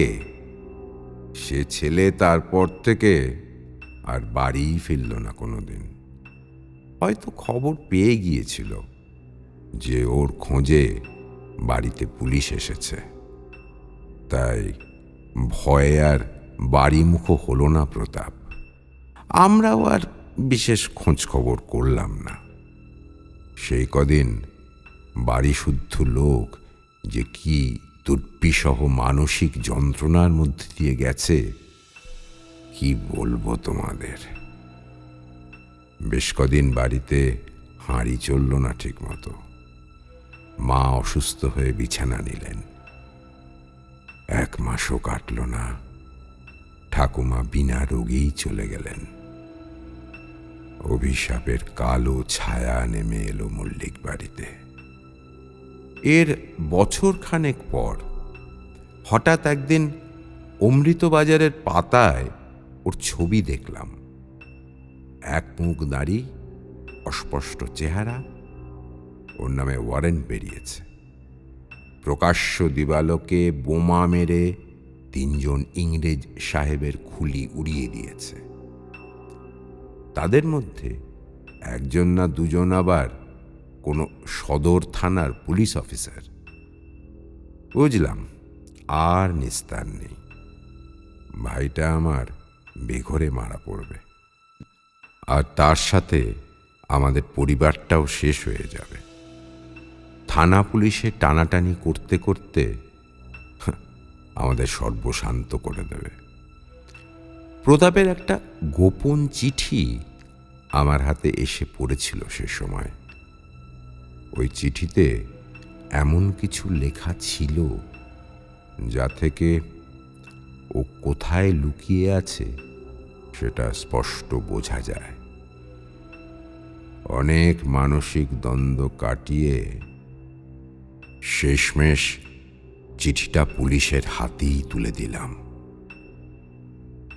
রফা হলো, ভাইটা আমার ধরা পড়লে ওর যেন ফাঁসি না হয়। মৃত্যুদণ্ড ছাড়া আর যে কোনো শাস্তি হোক। এই জঘন্য কাজটা করে সেদিন আমি আমার ছোট ভাই আর পরিবারের প্রাণটা বাঁচালাম। তার তো কয়েক বছর পরেই দেশ স্বাধীন হলো, কিন্তু আমার ভাইয়ের মতো আরও কতজনের জীবন যে বলি প্রদত্ত হলো, ইতিহাস সে কথা মনে রাখেনি, মনে রাখা সম্ভব নয়। কতজনের কথা আর মনে রাখে? তারপর উনি ধরা পড়লেন? হ্যাঁ, ধরা পড়ল। সাজা হলো যাবজ্জীবন দ্বীপান্তর। মল্লিক পরিবার নিষ্কৃতি পেল। তারপর অবশ্য সেলুলার জেলের অন্যান্য কয়েদিদের সাথে প্রতাপকে কলকাতার জেলে পাঠানো হয়েছিল বলে শুনেছি, কারণ সে সময় সেলুলার জেল খালি করা হচ্ছিল। এর কয়েক বছর পর বাবা চোখ বুঝলেন। দেশ স্বাধীন হল। রাইটার্সের উপর থেকে ইউনিয়ন জ্যাক নেমে আমাদের গর্বের তেরঙ্গা উড়ল। আন্দামান জেল ফেরত স্বদেশী কয়েদিদের খবর নিতে আমাদের পরিবার থেকে সরকারের সাথে যোগাযোগ করা হলো। চিঠি এলো, স্বাধীনতা সংগ্রামী বীর বিপ্লবী শ্রী প্রতাপচন্দ্র মল্লিক বেঁচে আছেন, তবে উনি মানসিকভাবে অসুস্থ। ওকে চিকিৎসার জন্য আগ্রার মানসিক হাসপাতালে নিয়ে যাওয়া হয়েছে। সরকারি খরচে তাঁর চিকিৎসা চলবে। আগ্রায় গিয়ে ওর সাথে দেখা করার চেষ্টা করলাম। তখন ওর প্রায় উন্মাদ দশা। ব্রিটিশ পুলিশের অকথ্য অত্যাচার আমার ভাইটা মানসিকভাবে সহ্য করতে পারেনি। এরপর বেশ কয়েক বছর আর তার কোনো খোঁজ পাইনি। তারপর হঠাৎ একদিন আগ্রার মানসিক স্বাস্থ্যকেন্দ্র থেকে খবর এলো প্রায় উন্মাদ অবস্থায় প্রতাপ পাগলাগারদ ভেঙে পালিয়েছে। অনেক খুঁজেও তার কোনো খবর পাওয়া যায়নি। বছরের পর বছর চলে গেল। ওর আর কোনো খবর না পাওয়া যেতে আমরা ধরেই নিয়েছিলাম প্রতাপ আর বেঁচে নেই, নির্ঘাত মরে গেছে। দক্ষিণারঞ্জন চুপ করলেন। দম বন্ধ করা একরাশ নিস্তব্ধতা প্রকট হয়ে উঠল চারপাশে। দেওয়ালে টাঙানো বিশালাকার ঘড়িটার সেকেন্ডের কাটার ছন্দবদ্ধ শব্দটুকু ছাড়া আর কোনো শব্দই আর কানে আসছে না। পিছনে জঙ্গলের থেকে আসা নানা রকমের অজানা পশু পাখির কর্কশ ডাকও কোনো এক অজানা কারণে থেমে গেছে। ঘড়ির দিকে তাকিয়ে দেখলাম মাঝ রাত পেরিয়ে গেছে, প্রায় 1টা বাজতে চলল। আশ্চর্য, বুড়ো মানুষটা চোখে যেন ক্লান্তি নেই। বহু বছর পর শান্তিতে মনের কথা বলার মানুষ যেন আজ পেয়েছেন উনি। একটা প্রশ্ন আমার মাথায় ঘুরছিল, সেটা করা উচিত হবে কিনা ভাবতে ভাবতেই দেখলাম বাল্মীকিদা প্রশ্নটা করে ফেলেছে। বলছি, এই কদিন ওনার সাথে কোনো কথা হয়নি আপনার? এত বছর ওই পাগলাগারদ থেকে বেরিয়ে উনি কোথায় ছিলেন, কি অবস্থায় ছিলেন, এসব জানতে চাননি? সে তো কথাই বলতে চায় না। ভেবেছিলাম ধীরে সুস্থে সব জানব, কিন্তু সে সময় আর পেলাম কই। তার আগেই তো। আমার মনে হলো ব্যাপারটা এবার বাড়াবাড়ি হয়ে যাচ্ছে। বুড়ো মানুষটাকে সারাদিনের এই অমানসিক ধকলের পর এত রাত জাগানো একদম ঠিক হচ্ছে না। আমি মারুফকে নিচু স্বরে কথাটা বললে ও সায় দিয়ে বলল, কিছু মনে করবেন না, অনেক রাত হলো তো, আমরা অনেক বিরক্ত করলাম আপনাকে। দক্ষিণারঞ্জন উঠে দাঁড়ালেন। হ্যাঁ, কথায় কথায় অনেক দেরি হয়ে গেল। তোমরাও ক্লান্ত। নাও তাড়াতাড়ি শুয়ে পড়ো। তোমাদের ওই জল টল সব দিয়েছে তো? কিছু লাগলে হাঁক পেরো। বারান্দার একদম শেষে 2জন চাকর শুয়ে থাকে। না না, আমাদের কিছু লাগবে না, এ তো রাজকীয় আয়োজন। শুয়ে পড়ো তাহলে, অনেক রাত হলো। হ্যাঁ, আপনিও শুয়ে পড়ুন। শুভরাত্রি। উনি দরজার দিকে পা বাড়িয়ে আরেকবার পিছনে ফিরে তাকালেন, বললেন, আমি বেঁচে থাকতে এসব কথা বাইরে প্রকাশ হবে না। তোমরা আমায় কথা দিয়েছ কিন্তু। তারপর আমি চোখ বুঝলে যাকে খুশি বলে বেরিয়েও না হয়। আমরা ওনাকে আশ্বস্ত করলাম ওনার ইচ্ছার বাইরে কিচ্ছু হবে না।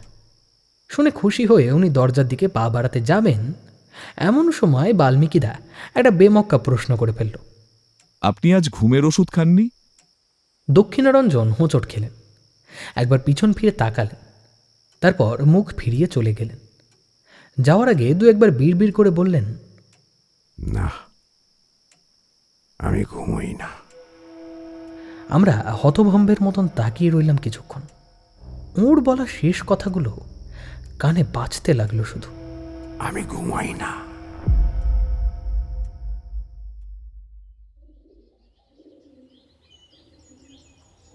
সকাল 6টা। পূর্ব দিকের বিশালাকার জানলা দিয়ে ভোরের আলো এসে ঘরের মেঝেটাকে সোনালি রঙে ধুয়ে দিয়ে যাচ্ছে। আমি বেশ কিছুক্ষণ জানলার কাছে দাঁড়িয়ে বাইরের দিকে তাকিয়েছিলাম। মৃদু ঠান্ডা হাওয়ায় দূরের গাছের পাতাগুলো হালকা দুলছে। সামনের দৃশ্যপটে বেশ কয়েক মাইল দূরে দুটো ন্যাড়া অনুচ্চ পাহাড় আর পাহাড়ের গায়ে ছোট ছোট গ্রাম। টালি আর খড়ের ছাউনি দেওয়া খেলনা ঘরের মতন বাড়িগুলো পাহাড়ের ঢালে ছড়িয়ে ছিটিয়ে আছে। গ্রামের মানুষ গরু আর মোষের পাল নিয়ে চড়াতে বেরিয়েছে। চারপাশে বেশ স্নিগ্ধ শীতল ভাব। দেখলাম গরুগুলোর শিংগুলো বেশ জমকালো রঙে রাঙানো, কোনোটা লাল, কোনোটা হলুদ, কোনোটা আবার নীল। এই ব্যাপারটা এখানে এসেই প্রথম দেখলাম। পরে জেনেছিলাম এদের স্থানীয় মানুষদের কিছু একটা আঞ্চলিক পরব গেছে কিছুদিন আগে। এই পরবের রীতি হলো গবাদি পশুর শিং রং করা। বিছানার দিকে তাকিয়ে দেখলাম নদী এখনও অকাতরে ঘুমাচ্ছে। ও উপুর হয়ে শুয়ে আছে। সাদা চাদরের আড়াল থেকে বেরিয়ে আসা ওর অনাবৃত পিঠ আর খোলা চুলের দিকে বেশ কিছুক্ষণ চেয়ে রইলাম আমি। নদী গভীর ঘুমে আচ্ছন্ন। আমিও দিব্যি একটা ঘুম দিয়েছি। কিসের জন্য জানি না, এমন নিশ্চিন্ত ঘুম বহু বছর পর ঘুমানা। বিছানা ছেড়ে ওঠার সাথে সাথে গত দিনের ক্লান্তি সব ধুয়ে মুছে সাফ হয়ে গেল। পরে জেনেছিলাম সবাই নাকি ভালো ঘুমিয়েছে। মারুফ আর প্রীতম তো শুয়েই ঘুম লাগিয়েছে, আর বাল্মীকিদা অবশ্য আরও ঘণ্টাখানেক ল্যাপটপে খুটখুট করার পর লম্বা হয়েছে। তবে যেটুকু ঘুমিয়েছে সেটুকু নাকি একেবারে নিখাত। একে নতুন জায়গা, তাই আবার বিদঘুটে বাড়ি, অস্বাভাবিক সব ঘটনা। এমন ঘুম কিন্তু এখানে হওয়ার কথা ছিল না। এই কথা জিজ্ঞেস করতে বাল্মীকিদা পরে বলেছিল বুনো হাসনুহানার গন্ধটা নাকি ঘুমের টনিকের কাজ করে। তা হবে হয়তো। শোয়ার পরেও গন্ধটা নাকে আসছিল, এইটুকু মনে আছে। আধ ঘন্টার মধ্যে ফ্রেশ হতে না হতেই ঘরের দরজায় টোকা পড়ল। পাশের ঘরে একসাথে সবার চা জল খাবার দেওয়া হয়েছে। বাল্মীকিদা কই? ঘরে ঢুকেই প্রশ্নটা করলাম, কারণ ঘরে বাল্মীকিদা নেই। জানি না, ঘুম থেকে উঠে আর দেখতে পাইনি। কোথায় গেছে কে জানে। আশ্চর্য তো, কাউকে কিছু না বলে লোকটা গেল কোথায়? আরে ছাড়ো তো ইয়ার। হ্যাঁ, যাবে আর কোথায়? এদিক ওদিক টোটো করছে কোথাও একটা। ওর জন্য অপেক্ষা না করে চাটা খাও, ও ঠিকই চলে আসবে। সারাক্ষণ যেখান থেকে ইনফরমেশন পাচ্ছে খালি কালেক্ট করে যাচ্ছে। হ্যাঁ, চা খেতে খেতেই আমাদের জল খাবার চলে এলো। দুজন চাকু ট্রে হাতে করে ঘরে ঢুকেছে, আর তাতে কাঁচের প্লেটের উপরে ধোঁয়া ওঠা গরম ফুলকো লুচি আর আলুর তরকারি। বাল্মীকিদাকে ছাড়া আমরা খেতে শুরু করব কি না ভাবতে ভাবতেই দেখি বাল্মীকিদা ঘরে এসে ঢুকেছে। ওর পরনে প্যারাশুট কাপড়ের ফিনফিনে ট্রাউজার আর টি শার্ট। ব্যাপার কি? তুমি দৌড়াতে গিয়েছিলে নাকি? পুলিশ তো বাইরে যেতে বারণ করেছিল। হ্যাঁ, তোমায় যেতে দিল কি করে? আরে বাইরে যাব কেন? বাইরে যাওয়ার দরকারটাই বা কি?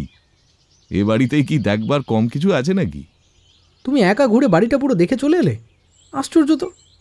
তা কি করব বলো? তোমরা যে এক একজন আস্ত কুম্ভকর্ণের বংশধর তা তো আমি জানতাম না। আমি একাই দেখে এলাম, কথা বলে এলাম, দেখা করে এলাম। কার সাথে আবার কথা বলে এলে?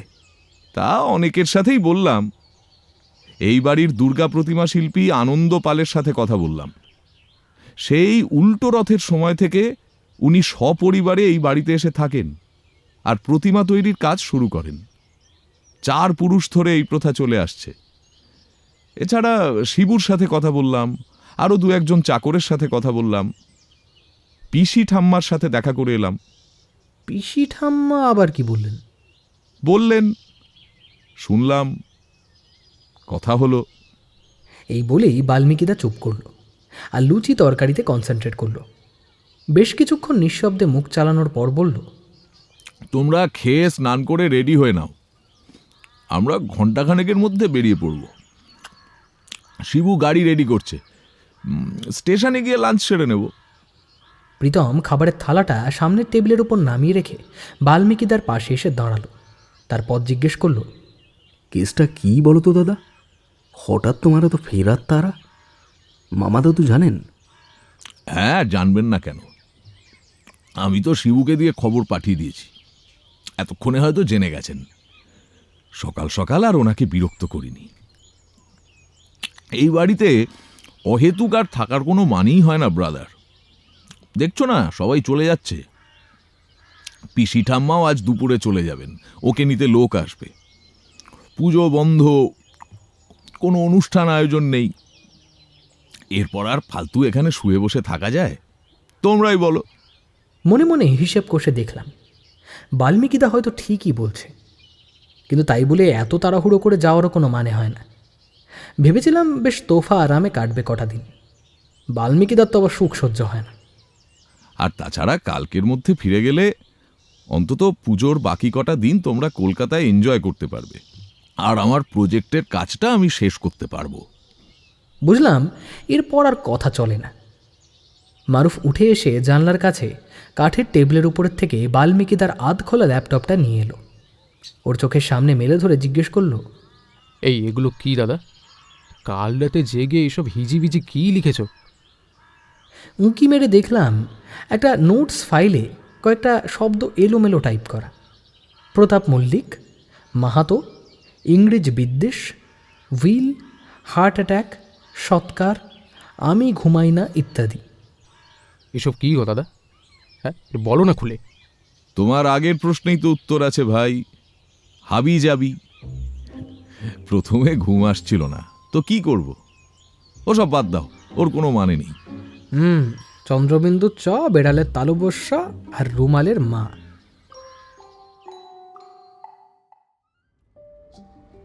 শিবুর বদলে অন্য একজন স্থানীয় ড্রাইভার আমাদের নিয়ে চলেছে পুরুলিয়া স্টেশন লক্ষ্য করে। শিবুর অন্য কি একটা কাজ পড়ে যাওয়ায় সে আসতে পারেনি। আমরা এখনো ভুবনগড়ের সীমানা পেরোইনি। ভয়ঙ্কর বাজে কাঁচা আর পাথুরে রাস্তার জন্য আমাদের গাড়ি যার পর্নায় লাফাচ্ছে। বাইরের দিকে তাকিয়ে গত একদিনের স্মৃতি রোমন্থন করছি। একদিনে যেন এক স্বপ্ন রাজ্যে ঢুকে গিয়েছিলাম আমরা। আজ আবার বাস্তবের পথে চলেছি।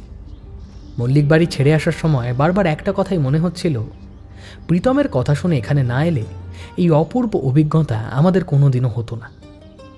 রাজবাড়ির পুজোটা মিস করেছি, আর স্বাধীনতা সংগ্রামী বীর বিপ্লবী প্রতাপ মল্লিককেও অল্পের জন্য মিস করেছি ঠিকই, কিন্তু একদিনের জন্য ভুবনগড়ের রাজবাড়ির যা অ্যাম্বিয়েন্স আর খাতির যত্ন পেয়েছি তা ভাষায় বর্ণনা করা আমার পক্ষে সম্ভব নয়।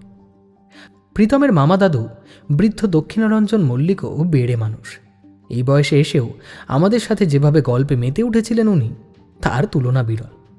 ফেরার সময় সকালে আরেক প্রস্থ প্রণাম সেরে আশীর্বাদ নিলাম ওর। সকলকে জড়িয়ে ধরে আশীর্বাদ করলেন। বাল্মীকিদার মাথায় হাত রেখে বললেন, সর্বদা সততার সঙ্গে কাজ করো, জীবনে অনেক উন্নতি করবে তুমি। প্রীতমের মাথায় হাত রেখে বললেন, এত বছর পর তুমি আবার এসেছ, আমার খুব ভালো লেগেছে দাদু ভাই। যদি 4 বছর বেঁচে থাকি, পরের পুজোয় আবার এসো কেমন? আর পারলে মাকে নিয়ে এসো, অনেক বছর মিনুকে দেখিনি। পুরুলিয়া টাউন ক্লাবের সামনে একটা রেস্তোরাঁ খুঁজে মাটন কষা আর ভাত খেয়ে আমরা ফেরার ট্রেন ধরলাম। মারুফ আর প্রীতম একটা ইয়ারফোন শেয়ার করে ওয়াকম্যানে গান শুনছে। নদী জানলার গড়াদে কপাল ঠেকিয়ে বাইরের দিকে তাকিয়ে আছে। হাওয়ার দাপটে ওর কপালের উপর এলিয়ে থাকা চুলগুলো প্রবল অবাধ্যতায় উড়ছে। বাল্মীকিদা স্টেশন থেকে কেনা ছৌ নাচের ইতিহাসের উপর একটা পাতলা বইয়ের পাতা উল্টাচ্ছে। বেশ খানিক নিঃশব্দ যাত্রার পর আমি বললাম, ইস, প্রতাপ মল্লিকের সাথে দেখাটুকু হলেই 16 কলা পূর্ণ হতো। ভদ্রলোক আমাদের যাওয়ার আগের দিনই এরকম হুট করে মারা গেলেন। এত বড় একজন বীর মানুষ এমন নিঃশব্দে চলে যাওয়া ভাবা যায়?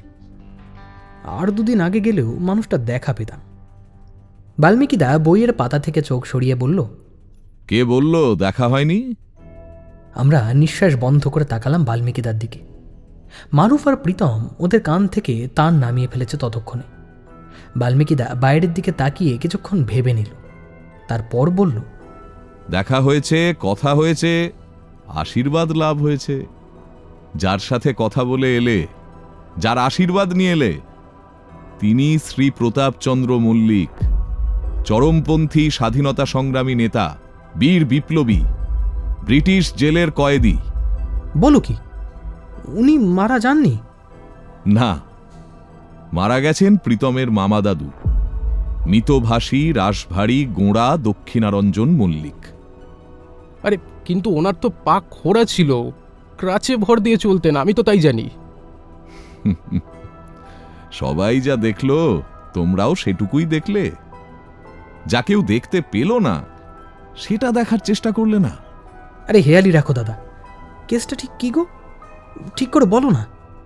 পুরো ব্যাপারটাই তো হেঁয়ালির মতো ভাই, আমি আর কি করব। তোমরা মিলিয়ে নিও, কয়েক বছরের মধ্যে ভুবনগড়ের হাল ফিরে যাবে, ওদের আর্থিক অনটন দূর হয়ে যাবে। জায়গাটা আস্তে আস্তে পুরুলিয়ার আর 5টা গ্রামের মতো সুন্দর বাসযোগ্য হয়ে উঠবে। তার মানে উনি আসলে খোড়ার ছিলেন না, ক্রাচ নিয়ে বাড়ি আসাটা পুরো ভাওতা। আমরা জানি ওদের দুজনের চেহারায় অস্বাভাবিক মিল ছিল। দক্ষিণারঞ্জন মারা যেতেই উনি মাঝরাতে নিজেদের পোশাক বদলে ফেলেন, মৃতদেহের স্থান বদলে ফেলেন, আর নিজের ক্রাচটা ওর বডির পাশে ফেলে রেখে যান। কিন্তু কিন্তু মাহাতো ওর মতো একজন অচেনা অবাঞ্ছিত মানুষের পাশে এসে দাঁড়ালো কেন? উত্তরটা খুবই সহজ ভাই, নিজেই একটু মাথা খাটালে পেয়ে যেতে। মাহাতোরা বিপ্লব করে, সশস্ত্র বিপ্লব। আদপে এই মাহাতো আর আমাদের প্রতাপ মল্লিকের মধ্যে একটা বড় মিল তো এখানেই পাওয়া যাচ্ছে। দুজনেই বিপ্লবী, তাহলে ওদের মিলমিশ হবে না কেন? আর তাছাড়া প্রতাপ মল্লিক মাহাতোকে বুঝিয়েছিল দক্ষিণারঞ্জনকে সরিয়ে দিয়ে ওই জায়গায় উনি নিজেকে এস্টাবলিশড করতে পারলে তাতে ভুবনগড়েরই উন্নতি হবে। দক্ষিণারঞ্জন কোনোদিন ওর কুক্ষিগত অগাধ সম্পত্তি সাধারণ গরিব মানুষের কল্যাণে দান করতেন না, তা মাহাতোরা জানে। কাজেই প্রতাপ মল্লিক যদি সে কাজ করে তাহলে ক্ষতি কোথায়? এত বছর এটাই তো চাইছিল মাহাতোরা, ভুবনগড়ের সার্বিক উন্নতি। বাল্মীকিদা চুপ করল, আমরাও সবাই ঢোক গিলে চুপ করে গেলাম। এরপর আর কি বলা যায় বুঝে উঠতে পারলাম না। তখন এক অদ্ভুত মিশ্র অনুভূতি গ্রাস করে ফেলেছে আমাদের। বেশ কিছুক্ষণ পর মুখ খুলল মারুফ। তুমি স্টোরি খুঁজছিলে না বাল্মীকিদা? হ্যাঁ, এর থেকে জব্বর স্টোরি আর কিছু হয় কি? বাল্মীকিদা ঠোঁটে আঙুল দিয়ে ইশারায় চুপ করতে বলে বলল, তুমি কি খেপেছ মারুফ? ভদ্রলোক আমায় এত বিশ্বাস করে এই জিনিস দুটো আমায় দিলেন, আর আমি ওর বিশ্বাসের মর্যাদাটুকু রাখব না? এই ডায়েরি আমি কখনো প্রকাশ করব না। এ হলো গোল্ড মাইন, বুঝলে ভাই, গোল্ড মাইন। নেহাত তোমাদের না বলে থাকতে পারতাম না, তোমাদের বিশ্বাস করি তাই বললাম। দেশের জন্য তো কোনোদিন কিছু করতে পারিনি ভাই। যে মানুষটা দেশের জন্য নিজের জীবন উৎসর্গ করেছিলেন, অন্তত তার শেষ ইচ্ছাটুকু তো রাখি। নদী চোখ মুছছে, আমার গলার কাছটা কেমন দলা পাকিয়ে উঠছে। আমরা তিনজনেই বাল্মীকিদাকে জড়িয়ে ধরলাম। এই মানুষটা আমাদের অ্যাসেট। নদী তার ব্যাগ থেকে ছোট্ট কোডাক ক্যামেরা বার করে খচাত করেই আমাদের একটা ক্যান্ডিড মোমেন্ট তুলে ফেলল নিমেষে।